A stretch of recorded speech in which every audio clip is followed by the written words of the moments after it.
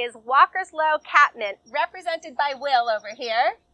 And I didn't want you to forget about, though, its little sister, Purrsian Blue, represented by Brianna. So, Will, tell me, what is it that you love so much about our plant of the week? Oh, it's sturdy, it's strong, it's easy, it's got these long lavender blooms. It's a nice plant. It's really cool. So it's kind of showy, strong. Yeah. Kind of like you, Will, right? Kind of, sort of. Yeah, sort of.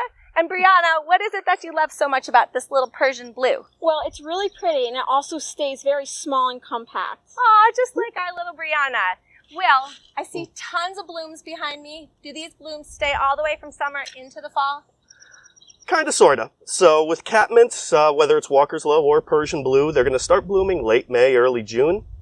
And then when they go past flower, you cut them back to the ground. You don't be shy. You grab it right by the hair, you rip it down to the ground, and fertilize it a little bit. You can use our Van Wilgens all-purpose. All right. And then it'll be back up within a month, maybe 5 weeks at most, with a new round of foliage and a new round of blooms. You can do that 3-4 times a year and get blooms all the way through the fall. Oh, that's so nice. Brianna's Purrsian Blue, will that do the exact same thing? Definitely. It's just a smaller, nicer, happier package.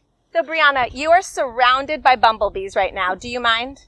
No, it's great. They're great pollinator plants, and they're super pretty, and the bees love them. They are. They're excellent pollinator plants, so they'll bring tons of pollinators to your garden.